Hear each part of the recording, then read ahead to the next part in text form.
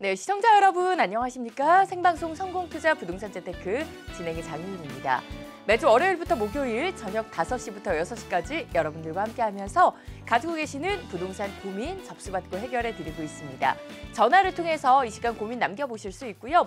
서울 전화 02-6676-0321번 전화 활짝 열어두고 부동산 고민 접수받고 있으니까 많은 분들 함께해 주시고요. 부동산에 대한 모든 궁금증 해결해 드릴 전문가 먼저 만나보도록 하겠습니다. 네, 오늘 이 시간은 드림부동산 투자자문의 이동주 대표와 함께합니다. 대표님 안녕하세요. 네, 안녕하세요. 반갑습니다. 네, 지식은 실천의 시작이고 행동은 지식의 완성이다라는 말이 있습니다.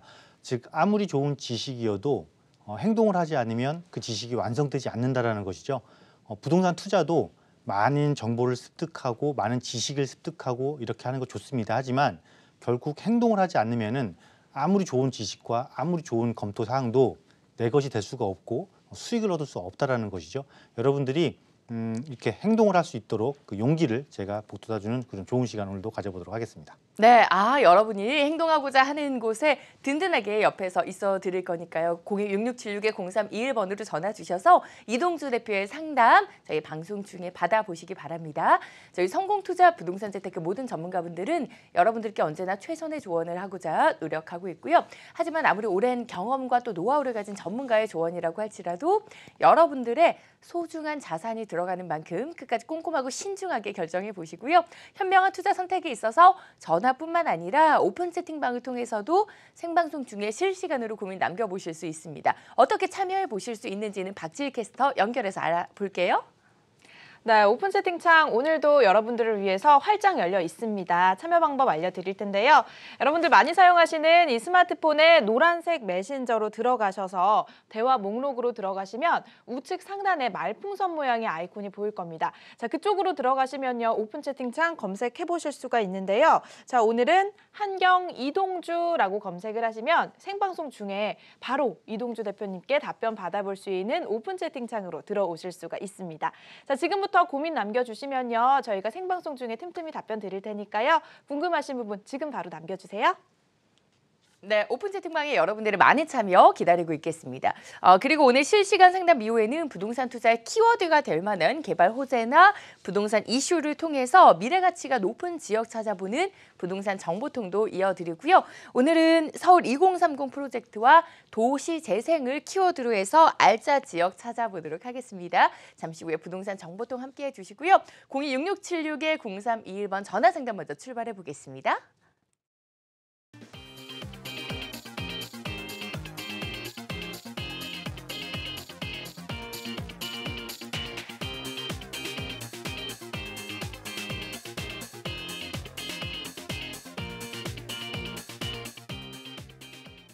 네, 여러분들 가지고 계신 부동산 고민 이 시간 실시간으로 해결해 드리고 있습니다. 02-6676-0321번 많은 전화 주시고요. 첫 번째 시청자분 만나보겠습니다. 여보세요?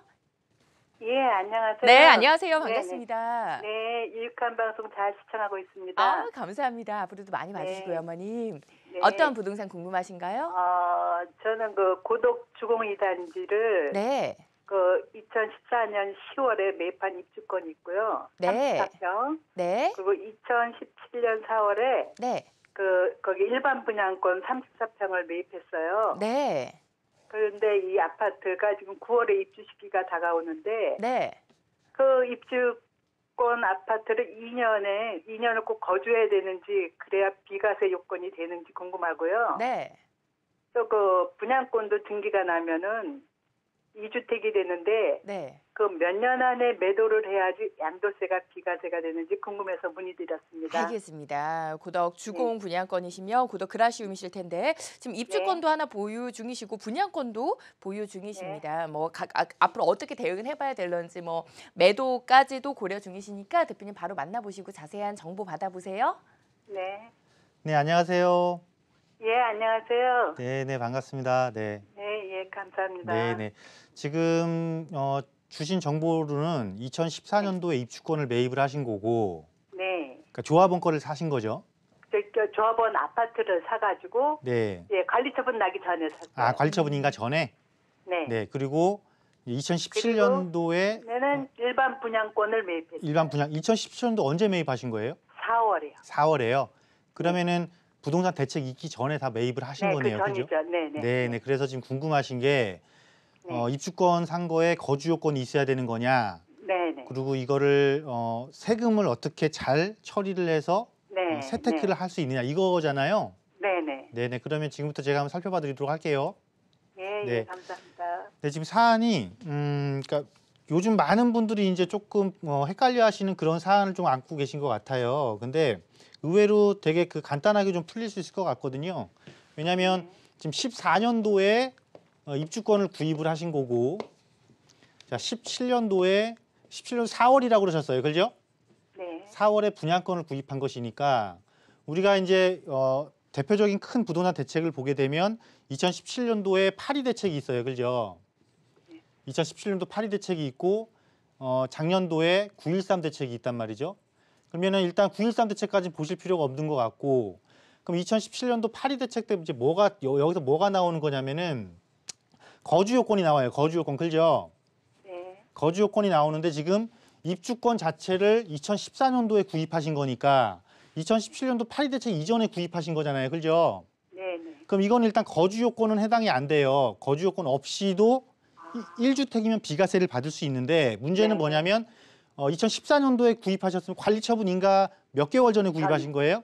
한 2, 3개월 전에. 2, 3개월 전에. 그러면 우리가 지금 비과세 요건이 일단 거주 요건이 없어도 내가 그거를 2년 보유 요건은 채워야 되는 거잖아요. 그죠? 네네. 그러면 우리가 입주권이라는 이 친구는 주택 수, 그러니까 양도세라든가 이 사람이 주택 보유자야 아니야 이거를 판단할 때는 주택 수에 산입을 시키는데 우리가 비과세 받으면서 보유 기간이죠.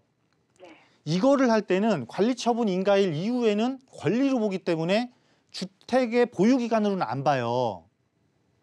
그러면 이게 무슨 이야기냐면 이제 이게 9월 달에 입주를 하잖아요. 올 9월에 입주를 하잖아요. 네네. 9월에 입주를 하면 기존에 한 2, 3개월 보유하셨잖아요. 관리처분 인가 네. 전에. 네네. 그 기간까지 포함해서 그러니까 2, 3개월 보유한 기간까지 포함을 해서 일단 보유 기간은 2년을 채우셔야 돼요.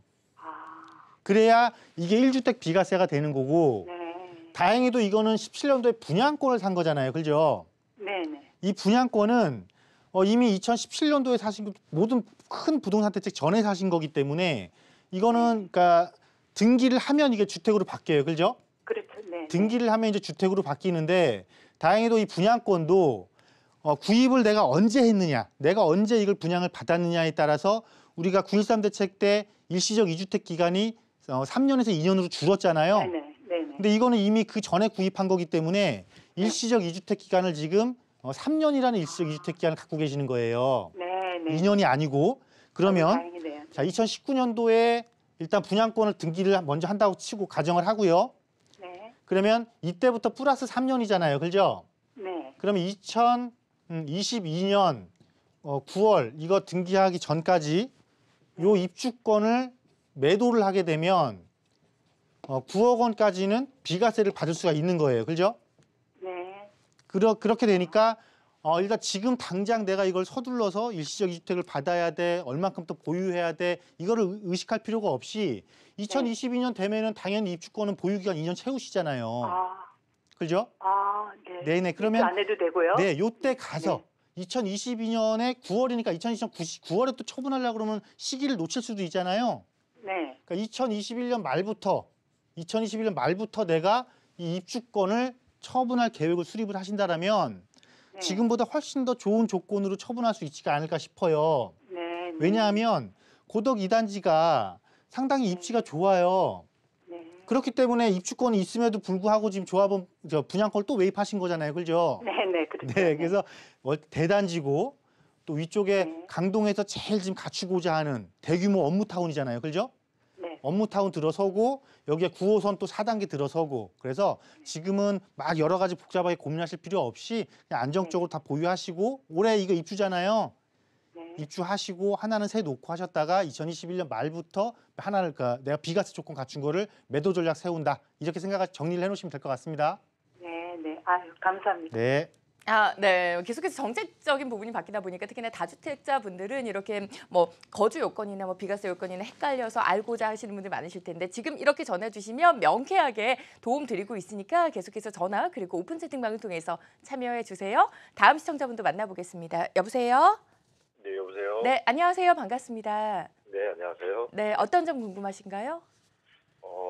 지금 용산 지역이나 네. 그다음에 경기도의 안양 지역에요. 네. 의왕 네. 쪽하고 그다음에 화곡동 지역 이렇게 투자를 하고 싶은데 이 세 지역 중에 어디가 좀 나은지 문의드리죠. 알겠습니다. 용산, 화곡, 의왕을 보셨는데 각각의 지역적인 부분 특성들이 달라서 좀 구체적인 상담이 필요하실 것 같아요. 갭 투자로 세 지역 중에 뭐 어떠한 물건으로 어떠한 전략으로 대응을 해보면 좋을런지 대표님 어떻게 보실까요? 네, 안녕하세요. 네, 안녕하세요. 네, 반갑습니다. 네. 먼저 일단 목적은 갭 투자다라고 분명히 말씀을 하셨어요. 그러면 네네. 우리가 갭 투자 아파트를 좀 생각하고 있는데요. 네? 아파트를 보고 있거든요. 아파트를 대상으로 갭 투자. 네. 그런데 지금 지역을 용산 말씀하셨고 아까 화곡동 쪽 네. 말씀하셨고 그리고 의왕을 말씀하셨어요. 네네. 그럼 이 지역의 특성이 다 달라요. 그럼 용산 같은 네. 경우는 갭 투자를 하기는 하되 비용 좀 많이 들어가는 갭 투자를 해야 되는 곳이고, 그러니까 사실은 갭 투자라는 용어랑은 잘 안 맞는 곳이 용산이에요. 아, 네. 그래서 아파트를 갭 투자하는 그 지역은 용산은 아닌 거고, 그래서 용산은 지역적인 개발 호재가 가장 큰 곳이잖아요. 네. 그래서 용산을 갭 투자할 때는 아파트를 갭 투자하는 것이 아니고 개발이 가능한 다세대 주택을 갭 투자를 하는 것이고요. 네네. 그래서 이미 용산은 아파트 갭 투자라는 건 좀 지역에서 제외시켜 놓으시는 게 맞는 것 같아요. 내가 종류를 바꾸지 않는 이상. 네. 자, 그다음에 이제 화곡동이나 의왕인데 의왕은 어디를 보신 거예요? 그 백운호수 지역에 아파트를 많이 건설하고 있던데. 의왕 백운호수 쪽에. 네네. 네. 예, 예. 그 제가 생각해보니 그쪽이라 그쪽을 지금 한번 보고 있는 거고요. 네, 네. 네. 자, 그럼 지금부터 좀 그다음에- 화면 예, 제가 지도 보면서 의왕이 갭 투자 적당한지 안 한지 말씀드리고 그다음에 화곡동 한번 말씀드려 볼게요. 네. 자, 의왕이라는 곳이 도시개발 사업이 참 많이 이루어지는 곳이에요. 그렇죠? 네. 이게 도시개발 사업이 많이 이루어진다라는 거는 개발을 할 수 있는 개발할 수 있는 토지가 어떻다는 많기 때문에 민간에서 도시개발 사업을 활발하게 하는 거예요. 네. 그러면 이렇게 도시개발 사업이 이루어진 곳들이 가치를 많이 상승이 되려면 새로운 도시가 형성됐으니까 좋아지는 건 분명한데 이것이 도시로서 높은 가치를 일으키려면 기반 시설이 상당히 좋아져야 돼요. 그러면 우리가 일반적으로 주거타운이 조성됐을 때 가장 좋은 기반 시설이 뭐예요? 교통이잖아요. 그렇죠? 네. 교통 중에서도 정시에 나를 원하는 목적지에 데려다 줄 수 있는 전철이나 지하철 노선이 참 중요하단 말이죠. 근데 지금 백운호수 쪽에는 아직 지하철이나 전철 노선 계획이 없잖아요. 그렇죠? 그래서 여기도 갭 투자로 이 백운호수 쪽을 보는 게 아니고 사실상 이쪽 권역에서는 아파트를 갭 투자라고 본다면 어떤 곳을 봐야 되는 거냐면 일기 신도시 있죠? 듣고 계시죠? 네네. 네, 일기 신도시는 평촌이죠. 평촌. 네. 평촌을 차라리 여기는 갭 투자를 하시는 거예요. 이 지역은요. 평촌의 역세권 쪽에 소형 아파트를 갭 투자를 보시든지 아니면 평촌에 학원가가 있는 곳에 중대형을 리모델링 호재를 타고 들어가서 그곳에 아파트 갭 투자를 하든지 이렇게 보시는 거고요. 그래서 이 의왕을 보지 마시고 이쪽에서 보실 거면 평촌 신도시를 보세요. 네. 자, 다음으로 이제 화곡동이잖아요. 네. 화곡동은 혹시 눈여겨본 곳이 계세요? 아니 원래는 뭐 마곡지구가 지금 많이 네네. 해서 마곡지구를 투자 매력이 없다고 제가 판단이 돼서 뭐 네. 근처로 지금 음. 한번 투자해 볼까 하고 네, 투자 금액은 한 4억 정도거든요. 투자 금액 4억 정도고요. 네네. 당연히 마곡지구 때문에 화곡동을 보신 것 같아요. 그런데 우리가 이렇게 한번 생각해 볼게요. 화곡동이 마곡지구의 후광 효과를 본 것은 분명해요. 그런데 이 후광 효과를 본 것 대비해서 가격 상승이 너무 많이 일어난 것도 사실이거든요. 그래서 이 마곡지구에서는 가셔서 어디를 보시는 게 좋냐면 택지 같은 마곡지구처럼 같이 택지지구이면서 화곡동의 새 아파트 대비 가격 상승이 덜 이루어진 곳이 한 군데 있어요. 그게 바로 발산지구거든요. 네. 발산지를 좀 보시면 좋겠어요. 그래서 보신 지역의 한 곳은 제가 아파트 갭 투자는 이미 아닌 곳입니다라고 말씀을 드렸고 나머지 두 곳 중에서는 조금 더 효율적인 지역을 말씀을 드렸는데 일단 중간에 갭 투자 금액이 4억 정도 되신다고 말씀하셨잖아요. 네. 저는 이 4억 정도의 금액이라면요. 지금 보신 지역이 아닌 좀 다른 곳을 좀 보겠어요. 그 다른 곳을 조금 해주실 만한 데가 있나요? 네, 다른 어느 곳을 조금 선택해 볼 수 있는 거냐면 지금 현재 아파트 갭 투자 시장이 위험하다고 좀 늦었다라고 생각을 혹시 안 해보셨어요? 지금 요즘 와서 그런 생각은 네, 왜 아파트 갭 투자 시장이 지금 조금 늦은 거냐면 자, 최근 2, 3년 사이에 아파트 가격 중에 어떤 가격이 올랐어요? 매매가가 올랐잖아요. 그죠? 네. 매매가가 올랐고 전세가는 지금 제자리 걸음이에요. 그러면 최근 10년 사이에 매매가와 전세가 사이가 지금 가장 크게 벌어져 있어요. 지금 이 구간이. 근데 지금 이 구간에 굳이 내가 기존의 가격이 오른 아파트를 갭 투자로 들어가겠다? 안 맞죠, 이거는. 그럼 지금 이 시점에서 아파트 갭 투자를 할 때는 아파트 단지 자체가 지금 당장이 호재는 없어도 장기적으로 어떠한 하나의 호재라도 분명히 갖고 있어야 된다는 거예요. 그러면 하나의 호재라도 분명히 갖고 있다는 거는 아파트에서 호재라는 건 뭐겠어요? 제일 먼저 재건축을 떠올릴 수가 있겠고 차기적으로 우리가 리모델링을 떠올릴 수 있잖아요. 그러면 지금 현재 상태에서 매매가가 조금 조정받는 상태고 전세가가 조금 올라가는 상태니까 약간 시기를 조금 올해 상반기 조금 지나쳐서 하반기 쪽으로 조금 연장시킨다라면은 가격 조정이 일정 부분 일어날 거란 말이에요. 그렇게 일어난 다음에 재건축을 당장이 아닌 앞으로 10년 뒤에라도 또는 15년 뒤에라도 할 수 있는 호재만 안고 있으면 된다라는 겁니다. 그런 지역이면은 예를 들어서 대표적으로 마포권이라면 성산단지 같은 거 볼 수 있겠고 아니면 송파 쪽이나 강동 쪽에 중층단지 볼 수 있겠고 아니면 지금 이 자금으로도 현재도 충분히 들어갈 수 있는 상계동의 주공단지를 볼 수 있겠고 그죠? 이 세 곳이 지금 선택한 것보다 훨씬 더 좋은 결과물을 가져올 것이라고 예상이 되고요. 또 리모델링 같은 경우는 이미 서울시에서 7개의 시범단지를 지정을 해놨잖아요. 중구의 남산타운이라든가 신도림의 우성 1, 2, 3차 같이 조금 대규모이면서 교통환경이 좋은 곳들 이런 곳들로 조금 방향을 선회해 보시는 것이 좋지 않을까 이런 생각이 좀 들어봅니다. 아, 네, 감사합니다. 네. 네, 그 시기에 맞는 이제 또 물건들이 있는데 지금 아파트 좀 갭 투자가 조금 늦은 걸로 봐주셨으니까 더 괜찮은 투자 방법들 짚어드렸거든요. 그 지역까지 참고해 보시면서 현명한 투자해 보세요. 다음 시청자분들 만나보겠습니다. 여보세요? 여보세요? 네, 안녕하세요. 네, 안녕하세요. 반갑습니다. 네, 네, 어떤 점 궁금하신가요?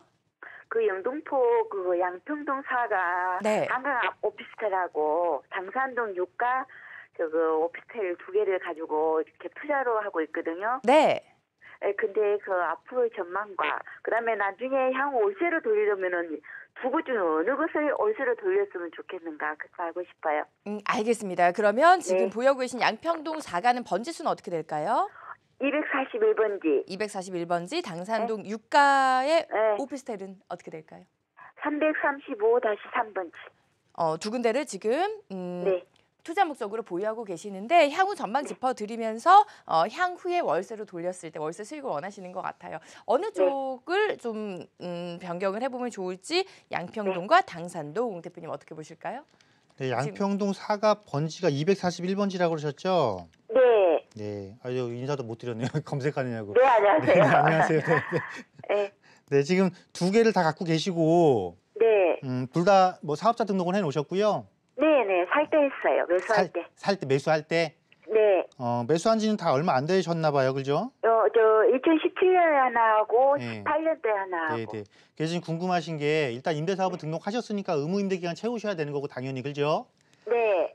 둘 중에 어떤 거를 월세로 놓는 게 유리할까가 고민이신 거예요? 아니면은 이게 우리 전망도 궁금하고. 두 곳의 전망도? 네. 네. 그러면 그 두 곳의 전망하고 네. 월세로 어떤 게 더 유리한지 지금부터 말씀드리도록 할게요.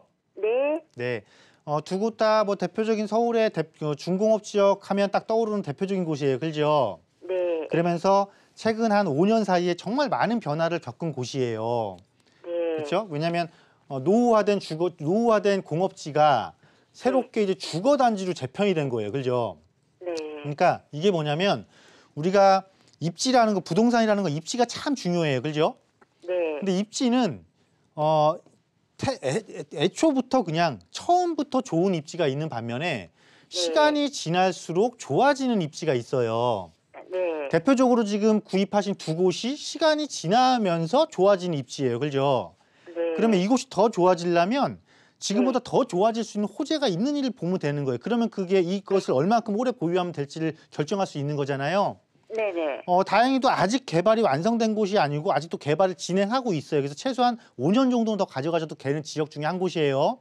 네. 그런데 일단 그중에서도 이 선유도역 쪽은 이 네. 당산역세권 쪽보다는 조금 더 개발이 먼저 이루어진 곳이 선유도역 쪽이다 보니까 아, 예. 이제 이곳은 예를 들어서 임대사업 등록을 혹시 이거 단기 임대예요? 장기 임대예요? 이제 단기요. 단기. 네. 단기 임대 등록해 놓으셨으면 단기 네. 이거면은 5년 정도 운영하셔야 되잖아요. 네네네. 5년 정도 운영됐을 때 선유도권은 한 번 정도 매도를 고민해 보는 게 낫지 않을까라는 의견을 좀 드리고 싶고요. 네. 그때까지 계속 꾸준하게 좋아지긴 할 건데 그 이후에 크게 이슈가 될 게 없다라는 말이에요. 아, 네. 그런데 그다음에 당산역 있잖아요. 네. 당산역 이쪽은 이것도 네. 단기예요? 네. 네. 당산역 것도 단기로 등록하신 거예요? 네, 똑같이요. 여기는 제가 보기에는 지금 당산 역세권이잖아요. 네. 자, 2호선하고 9호선이에요. 그죠? 네. 서울에서 네. 우리가 임대 사업을 할 건데 네. 투자 목적의 임대 사업을 할 건데 2호선하고 9호선을 끼고 있잖아요.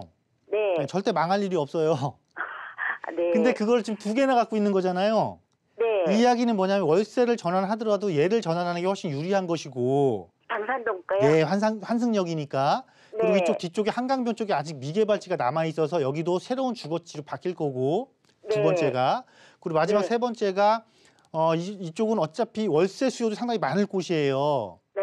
그리고 여기는 앞으로 바뀌는 기간이 네. 양평도 사가의 선유도역 북쪽보다는 조금 더 네. 긴 시간을 갖고 개발이 될 것이기 때문에 네. 그러니까 중기가 아닌 장기로까지 가져가셔도 돼요. 아, 예. 그러면 이거는 최근 그 세법 시행령 개정안 올라와 있잖아요. 네네. 시행령 개정안이 다음 달에 확정이 되면은 네. 단기 임대했던 그 기간을 장기로 전환시켜도 그 기간을 100% 다 인정받거든요.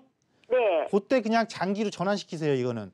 아, 예, 알겠습니다. 네, 그렇게 해서 이거 끌고 가시고 네. 양평동 사각거는 일단 의무 임대 기간 5년 맞추면 네. 그때 다시 한번 상담 한번 해서 팔지 말지 결정하시면 될 것 같습니다.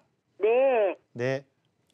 네, 어머니, 투자목이 굉장히 높으신 시청자분이셨어요. 이렇게, 나도 전문가가 봤을 때도 좋은 물건 매수하고 싶은데 어떻게 해야 되나 잘 모르겠다 하시는 분들은 전화를 통해서 고민 남겨주시면 이렇게 투자 선택에 있어서도 도움 드리고요. 혹은 전화가 좀 부담스러우신 분들은 오픈 채팅방에 글 남겨주셔도 조금 더 쉽고 빠른 고민 해결 가능합니다. 오픈 채팅방 연결해서 올려주신 사연들 체크해 볼게요. 네, 오픈 채팅창에 올려주신 사연들 지금 바로 만나보도록 하겠습니다. 사연 올려주시면요, 우리 이동주 대표가 직접 답변 주시니까요. 지금 빨리 들어와서 고민 남겨주시길 바랄게요.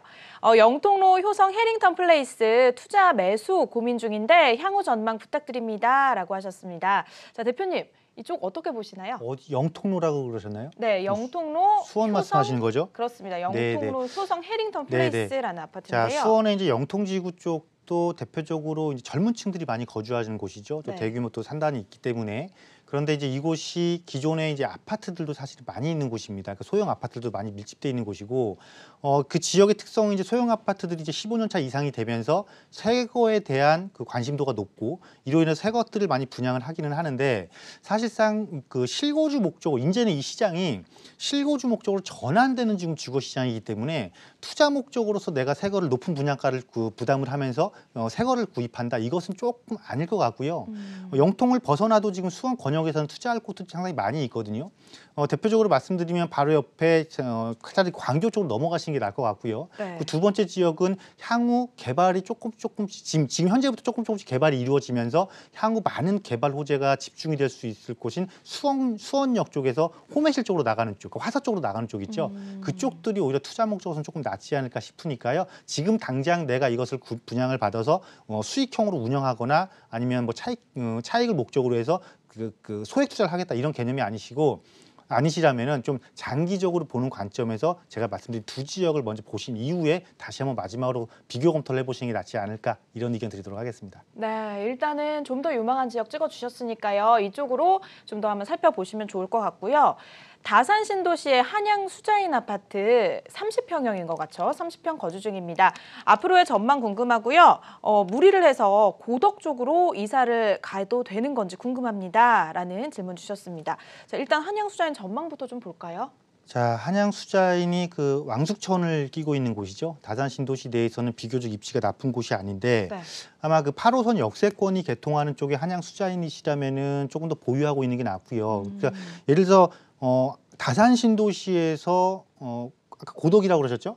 네, 고덕 쪽으로 갈아타기. 네, 고덕 쪽으로 갈아타는 거는 그건 100% 찬성입니다. 그런데 네. 만약에 이 갈아타는데 비용이 너무 많이 들어간다. 즉 대출 금액이 너무 많이 들어간다 그러면요 굳이 지금 갈아타실 이유가 없다라는 거죠. 왜냐하면 대출에 대한 부담이 너무 커져버리면 가서 못 버텨버리거든요. 그래서 만약에 자금적인 부담이 크다라면은 최종적으로 고덕을 가는 전략을 구사하시되 조금 더 시기를 늦춰서 이 지역에 8호선이 개통돼서 본격적으로 내가 보유한 물건에 완전하게 가격으로 반영됐을 때 이때 갈아타시는 전략을 구사하시는 것 같고요.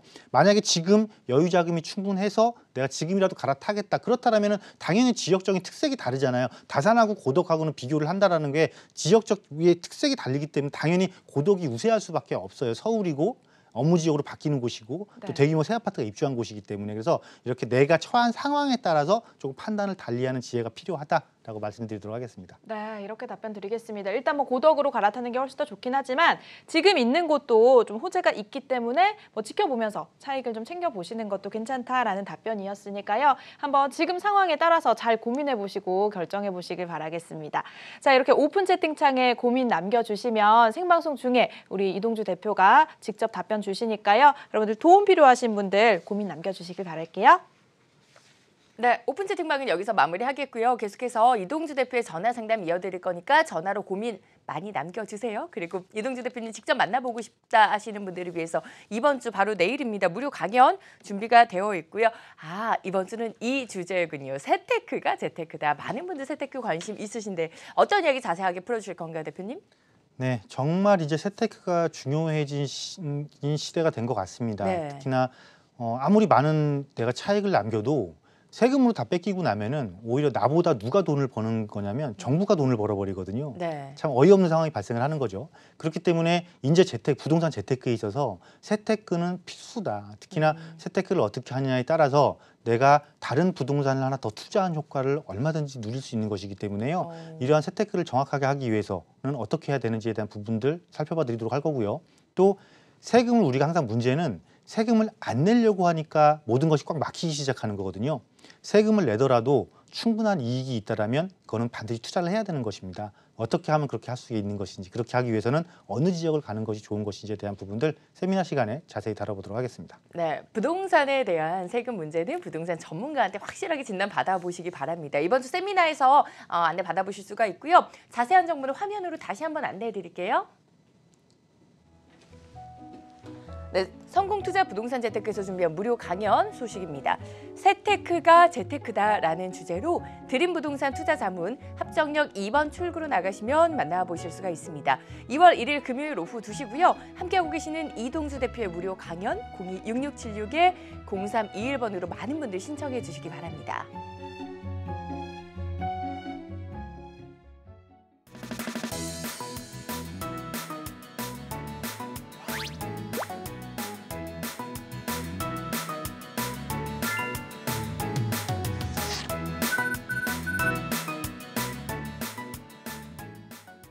네, 성공투자 부동산 재테크 생방송으로 함께하고 계시고요. 목요일 이 시간에 이동주 대표의 상담 받아보실 수가 있습니다. 저희 02-6676-0321번 전화를 통해서 생방송 중에 고민 남겨주시면 저희가 방송 중에 모든 분들을 전화 연결해 드리지는 못하지만 방송이 끝나고 나서 어떤 분들 어떤 사연으로 접수해 주셨는지 다 이동주 대표님이 체크해 주고 계시니까 전화를 통해서 계속해서 고민 남겨주시기 바랍니다. 다음 시청자분들 연결해 볼게요. 여보세요? 아, 네, 여보세요. 안녕하세요. 네, 안녕하세요. 반갑습니다. 네, 네. 네, 어머니 어떤 점 궁금하신가요? 네, 강북구 범동에 네. 242의 그 주공 1단지 그걸 보고 있는데 네. 그쪽이 동북선도 들어오고 그 투자성이 좀 있고 네. 앞으로 재건축도 되나 그런 것 좀 여쭤보려고요. 아, 알겠습니다. 좀 재건축 네. 가능성을 보고 변동주공 네. 1단지를 네네. 매수를 해도 괜찮을런지 그럼 네네. 대표님 연결해 드릴 테니까요. 투자 네. 의견 받아보세요. 네, 감사합니다. 네. 네, 안녕하세요. 아, 네, 안녕하세요, 대표님. 네, 네, 반갑습니다. 네, 반갑습니다. 네, 네.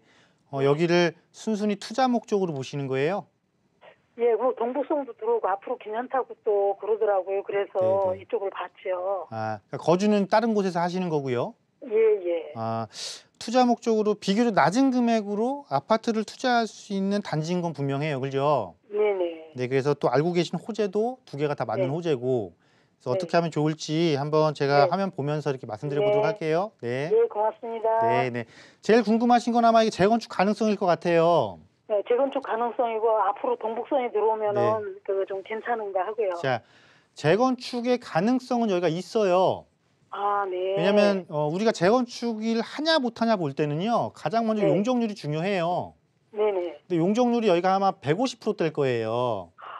아, 네. 150%대이기 때문에 가능한데 그렇다고 네. 용적률 150%니까 사업성이 엄청 좋아 또 이렇게 판단하면 안 돼요. 네. 왜냐하면 여기는 물론 30평대 아파트도 있지만 사실은 네네. 20평대하고 이게 19평짜리인가요? 17평이요. 17평. 20평대하고 17평의 비중이 조금 더 많아요. 그죠? 네네. 그래서 사실은 용적률은 150%지만 우리가 네. 수익률로 만약에 수익성을 놓고 본다면 실질적으로 한 7, 80%짜리 용적률 이렇게 보시면 돼요.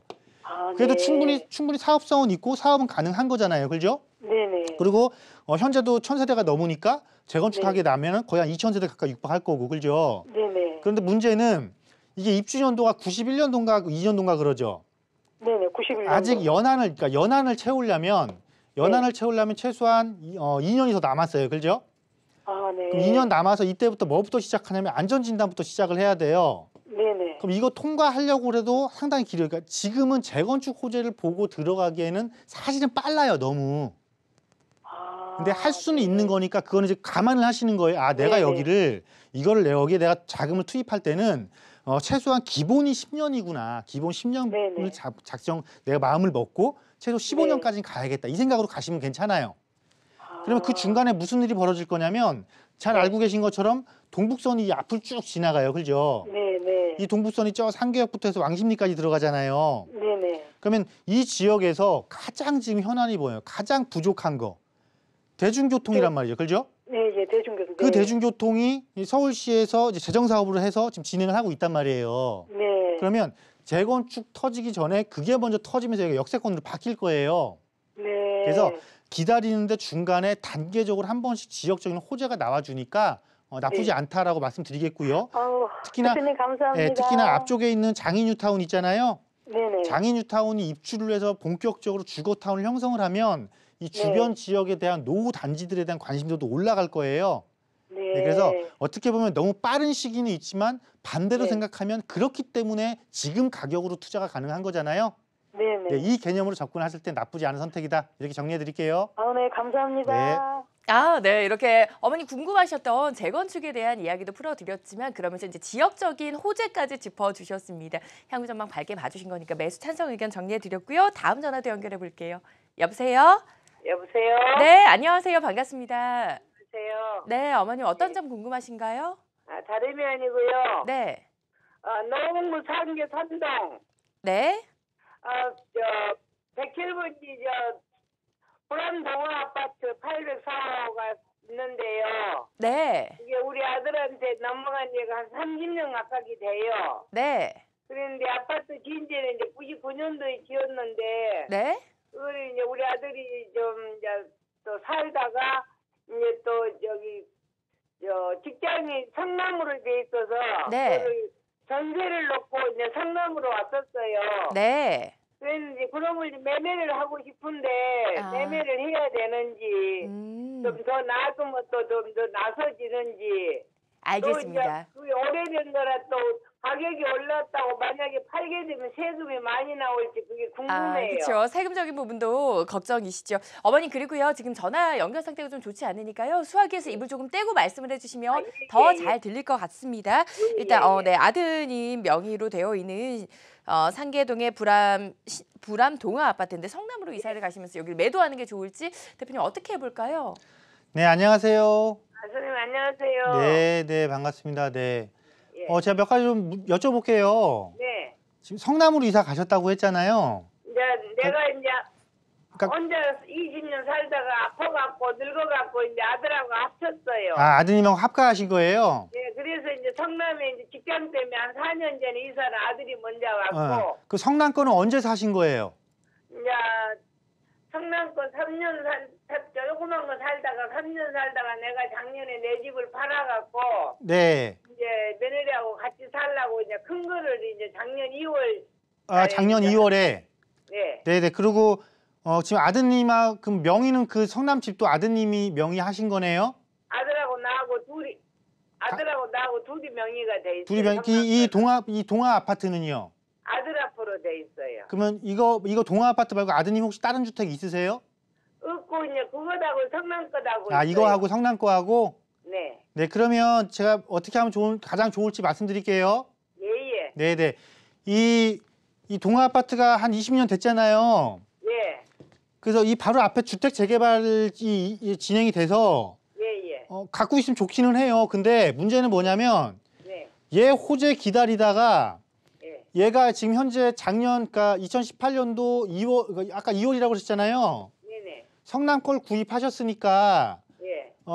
플러스 3년 하면 2021년까지 이 동아 아파트를 처분하게 되면 비과세를 받을 수 있어요, 아드님이. 예. 일시적 2주택이라. 예. 지금 현재 상황에서는 이걸 지금 한 20년 넘게 보유하신 거잖아요. 네네. 이거를 비과세 받아서 한번 갈아타시는 게 좋을 것 같아요. 그걸 팔고. 네, 왜냐면 이 옆에 이거 재개발해서 입주하려면 아직도 꽤 오랜 시간 남았어요. 그거 기다리다가 내가 비과세를 못 받아버리면 예. 오히려 가격 오른 거 세금으로 다 뱉어내야 돼요. 예. 그러니까 그럴 필요 없이 예. 지금 일시적 2주택 기간이 상태에 있잖아요. 예. 요 기간에 이거 팔고 그럼 이거 지금 현재 전세 놓은 거잖아요. 네네. 그러면 전세금 돌려주고 나면은 금액이 좀 남을 거 아니에요. 조금 남아요. 네, 근데 이제 내가 서운한 거잖아요, 그죠? 예. 그럼 서운하실 필요 없이 그 돈 가지고 예. 이 지역에서 새 아파트 되는 이 상계주공 상계 5구역을 구입을 하시든가 아니면 조금 금액이 부족하면은 이 상계동에 주공단지들 있잖아요. 네네. 주공단지들 처분해서 남는 자금으로 구입할 수 있는 작은 평형이라도 하나 구입해 놓으시면 나중에 월세 받기도 괜찮고 지역적으로 혹시 재건축 호재라도 있으면 가격 상승 여력도 조금 있으니까 이렇게 이거 꼭 갈아타셔야 되겠어요. 아시겠죠? 반드시 갈아타세요. 비과세 받으셔서. 저 우리 지금 사는 그 아파트 있는 거는 지금 이제 앞으로 전망이 좋지 않아요? 어디요? 우리 그 아파트에 있는 거 좀 작년에 상계동. 구입하신 거예요? 상계동에. 작년에 어디에 구입하셨다고요? 아니 상계동에 지금 있는 아파트는 네. 전망이 좋은지 안 좋은지. 그러니까 상계동에 지금 아파트는 파셔야 된다고요. 팔아야 된다고요? 네, 팔아서 조금 전망이 좋은 걸로 갈아타시라고요. 네, 예. 어머님 아시겠죠? 이렇게 네, 정리해 드릴게요. 비과세 받으시면 그 이제 여유 자금으로 남는 자금으로 재투자하는 거를 더 좋겠다라고 봐주신 거니까 매도 의견 참고해 보시고요. 다음 시청자분들 연결해 보겠습니다. 여보세요? 네네, 여보세요. 네, 안녕하세요. 반갑습니다. 네, 안녕하세요. 네, 어떤 궁금증이- 반갑습니다. 네, 어떤 궁금증 해결해 드릴까요? 예, 제가 그 안양에 네. 동안구에 네. 인덕원 마을 삼성 아파트를 보유하고 있고요. 네. 그런데 거기 한 2006년도에 제가 매입해가지고 지금까지 세입자, 네, 세를 주고 전세를 계시는 놓고 상황이고요. 있고, 네. 그래서 제가 또 이제 그 같은 동안구에 있는 네. 그 신도시에 평촌 신도시에 한가람 세경 아파트 20평대를 네.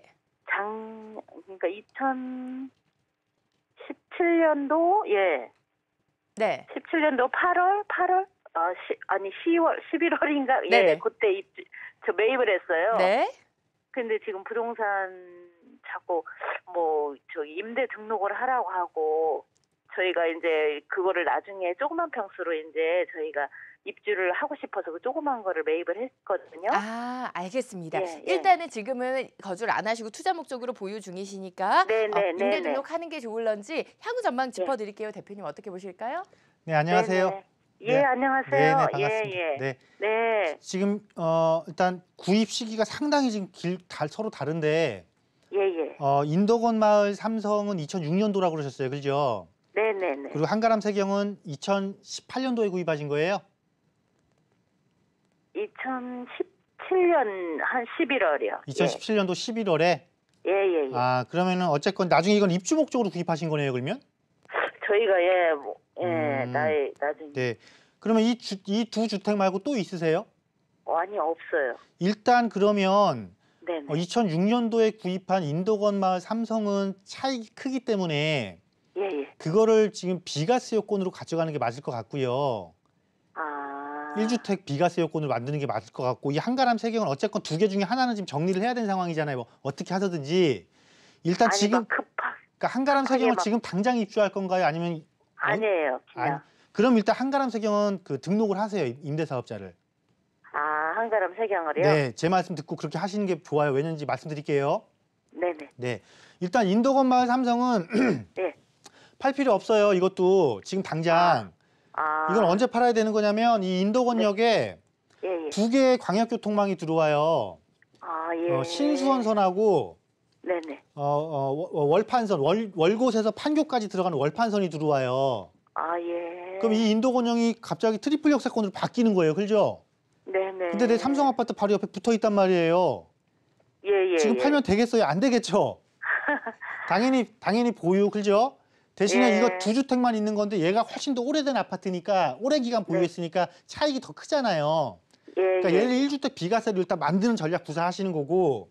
아. 자, 다음으로 향후 입주 목적인 이 세경. 예. 근데 아직 당장 입주할 거 아니란 말이에요. 그죠? 예, 예. 네. 여기 네. 잘 사셨어요. 왜냐하면 평촌 신도시에서 젊은 층들이 평촌 신도시에 들어오면 거쳐가는 세 개 단지 중에 지금 하나를 딱 구입하신 거거든요. 아, 예. 예, 소형 평수로서 아마 평촌 신도시 입주한 이후에 이 세 개 단지는 가격이 떨어진 것보다는 계속해서 거의 우상향을 그렸을 거예요. 아, 이곳에 네. 처음 젊은 세대들이 입주해서 평촌 신도시나 안양이나 다른 새 아파트로 퍼져나가거든요. 그러니까 주거 사다리라고 하잖아요. 예, 그 예, 첫 예. 발을 디뎌놓는 단지 중에 하나거든요. 여기가. 그래서 잘 사셨고 대신에 이거 지금 당장 입주할 거 아니니까 대신에 내가 저거 비과세 요건 만들어서 처분해야 되는 거잖아요. 예, 그러니까 그 예. 요건을 만들기 위해서 일단은 내가 입주하지 않은 기간 동안 등록해서 의무임대가 빨리 채워놓고 아. 그 다음에 한가람 인덕원 마을 삼성을 그때 물론 상황을 봐야겠지만 비과세 네, 봐서 처분하고 요거 등록 해제하면 그때 다시 이거 1주택 만들어서 비과세 전략 구사하는 거 요런 방식으로 구사할 할 수 있으니까요. 지금 당장 어떻게 이거 아무것도 할 수 있는 건 아니잖아요. 할 건 아니잖아요. 그죠? 네네. 어차피 예. 최소한의 장기간이란 말이죠. 그래서 네네. 두 개 아파트 다 가지고 계시는 게 첫 번째 정답이고 두 번째 네. 시기는 아직 먼 시기에 다시 판단해야 되는 거고 마지막 네. 세 번째 내가 세테크를 해야 되는데 세테크의 효율성을 높이기 위해서 하나는 등록 그다음에 등록 이후에 그건 다시 그 이후에 가서 생각해 볼 문제 이렇게 결론 1, 2, 3단계로 결론 드릴게요.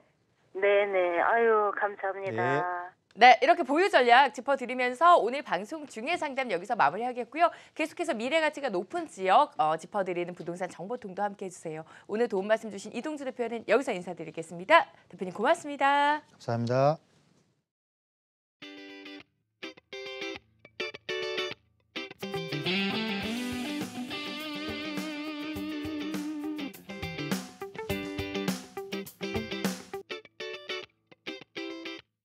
네, 안녕하세요. 드림부동산 투자자문 김인재 이사입니다. 오늘 부동산 정보통을 통해서 여러분들께 전해드리려고 하는 정보는 2030 서울 플랜의 수혜지, 영등포 지역의 투자에 관한 정보들입니다. 그동안 영등포는 입지적인 장점에도 불구하고 서울의 대표적인 저평가 지역이었습니다. 하지만 서울시와 정부의 정책적인 개발 계획들이 집중됨에 따라서 대표적인 투자의 핫플레이스로 급부상하고 있는 지역이 되겠습니다. 개발 계획들을 한번 살펴보시게 되면요.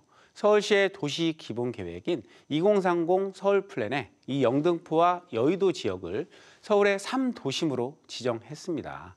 이 도시 기본 계획이 뭐냐 하면 서울시를 2030년까지 이렇게 만들겠다라는 미래 서울의 청사진이다라고 보시면 되겠습니다.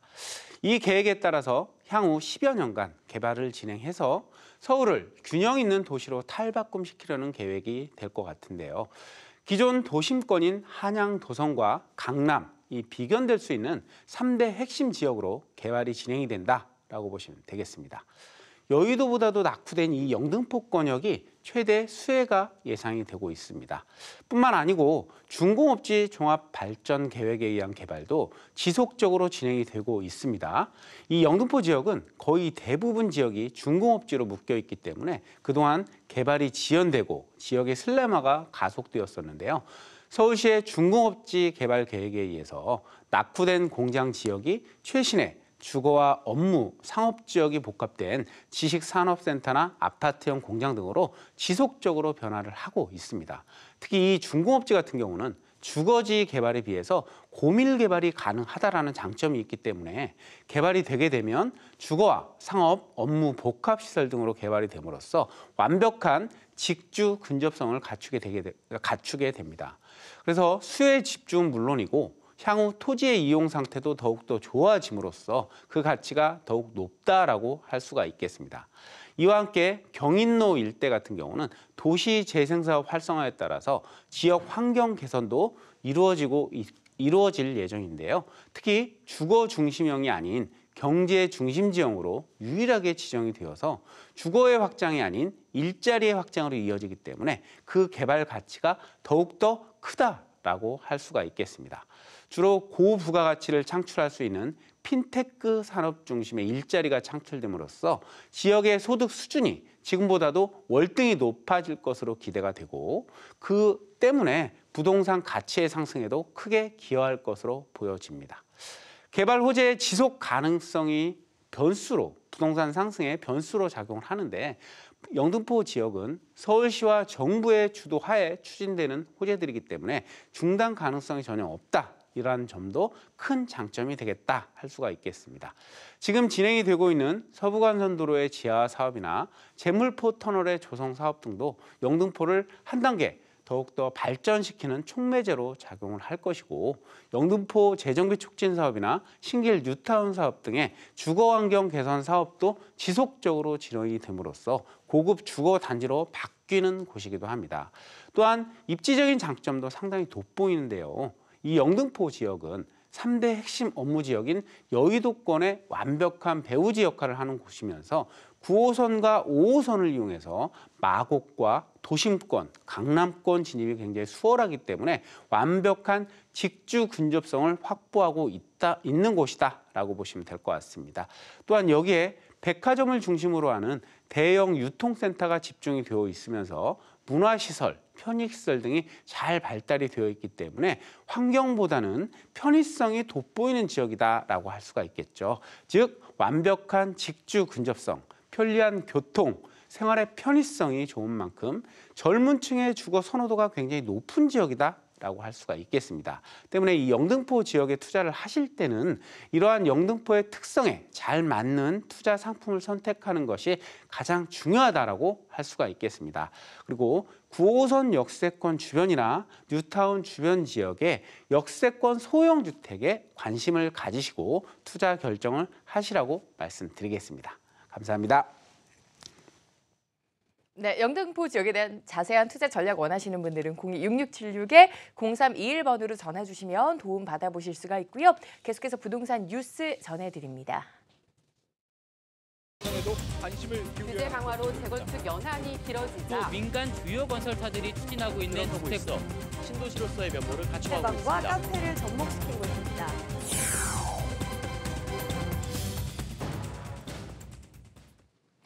뉴스앤이슈입니다.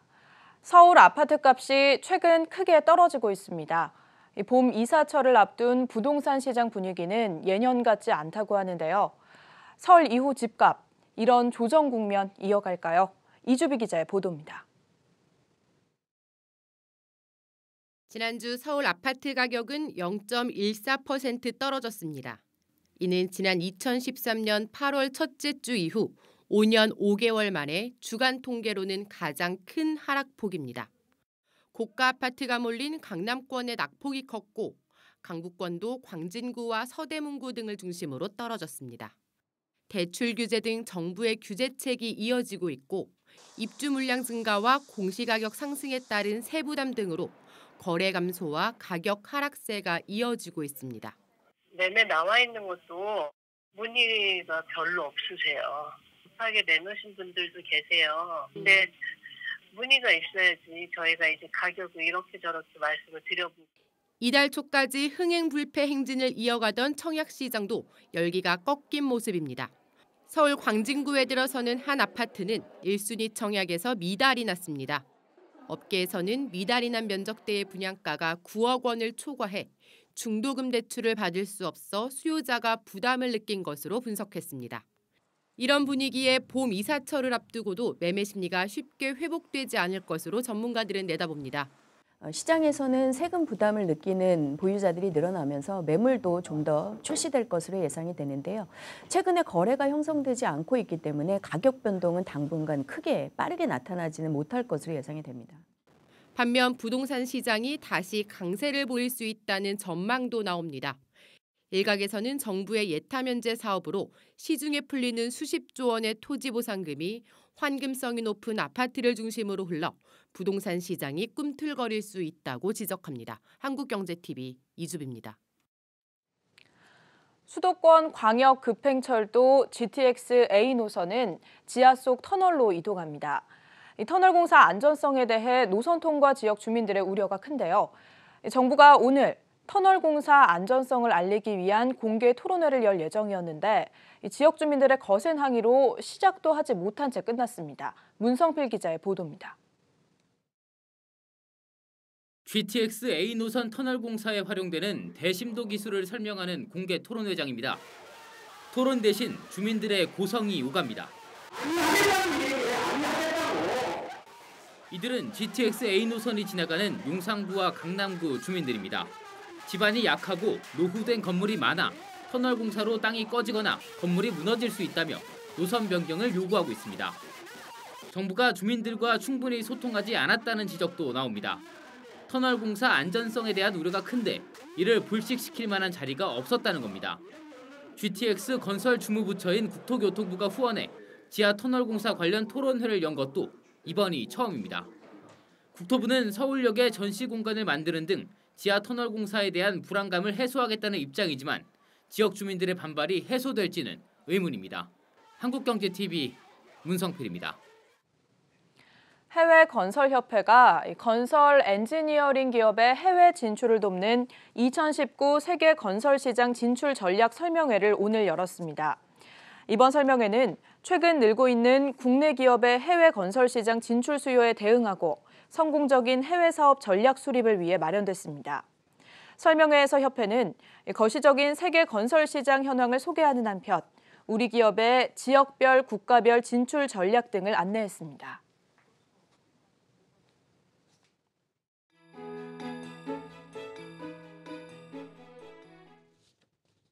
네, 성공투자 부동산 재테크 오늘 저희가 준비한 소식은 여기까지입니다. 저희는 다음 이 시간에 다시 인사드릴게요. 함께해 주신 여러분 고맙습니다.